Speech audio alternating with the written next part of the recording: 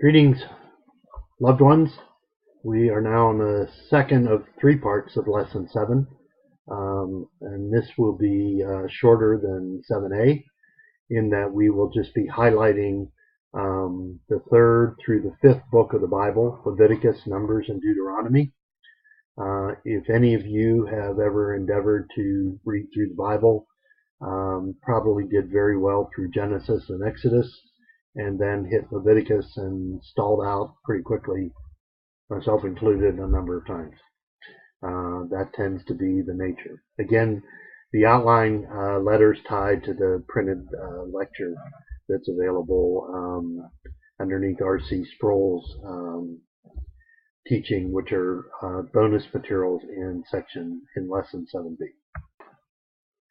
So even though many of us may have stalled out as we have worked through these three books, they do, however, contain a wealth of information, and so we feel it's important to talk about these in summary fashion.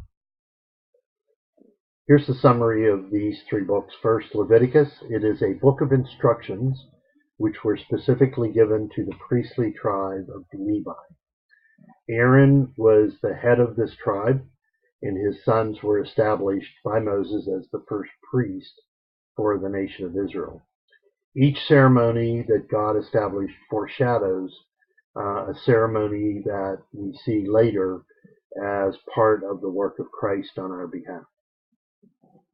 The book of Numbers was actually needed and records the actual first census of the 12 tribes of Israel, of exactly how many there were in each one of these tribes, either shortly after they left Egypt or during the time of their exodus. We're not sure exactly the timing of when this took place, but we are sure that it took place during the exodus, and that these give us a sense of the size of the entire nation, as well as what each tribe was. So think of the original colonies of the United States, needed to know how many there were in total, but also needed to know how many there were in each of the states that established the United States of America at that time.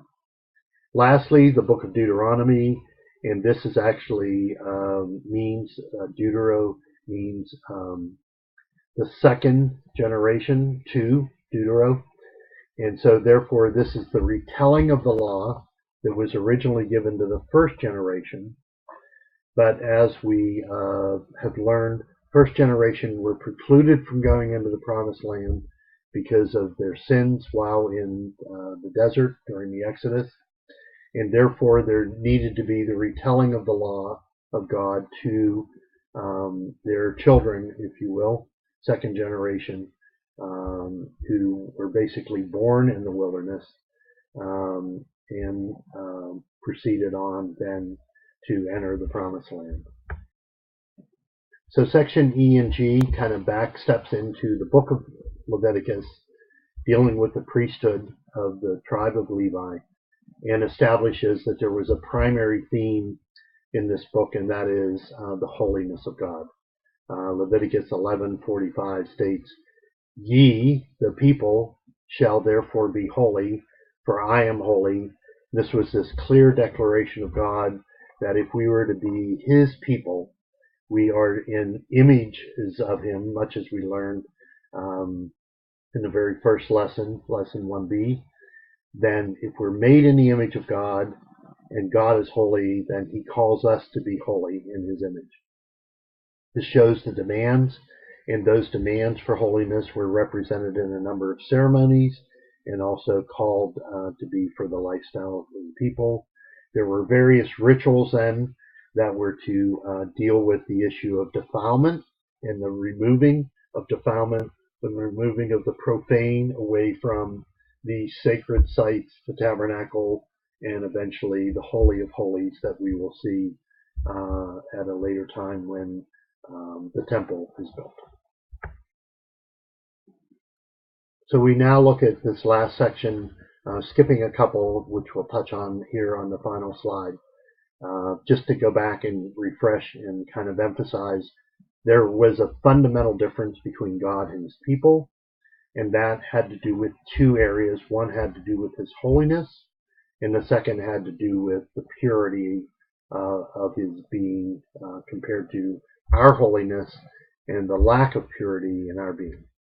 So even though Israel was called to be his people, much as we are called to be his people, and we are to be holy as to light to the nations of the world, and in this beginning point, Israel was to be a light to the nations that surrounded them, much as we are to be a light to all those who are lost in our city of Los Angeles. So the holiness of God and the defilement of man are the primary themes that occur in the book of Leviticus, and I would venture to proceed and add to the Ligonier outline and throughout the whole of the Bible. So here's just our final slide where we're touching on 4 of the areas of the outline that we have not talked about. Section F in that section of the various books talks about how there was a maintenance and a promotion, particularly dealing with a variety of people, some of Aaron's sons, as well as other people within the various tribes.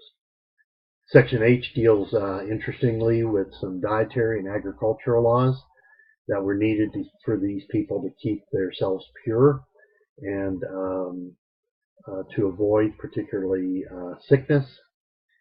J was given to the Levitical priest as to the kinds of things they should deal with as it related to sacrifices, civil matters, and these priests also served as physicians to the various people of the various tribes. And then in section K, we deal with a little bit of the particulars of the garments they were to wear. And so you can begin to see this somewhat replication both in the Roman Catholic Church as well as in Greek Orthodox traditions and other traditions of the way people who are in the priesthood were to dress when they were to be involved in administering what was viewed to be God's duty among the people, and that's what we have an example of in these particular books.